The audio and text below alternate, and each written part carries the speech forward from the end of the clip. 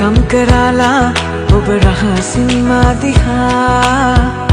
ඉගෙන් කියූ පෙම් කතා රැක ගන්නවාම මේ තැසමින් සෑමදා මගේ ජීවිතේ ඇති තොරා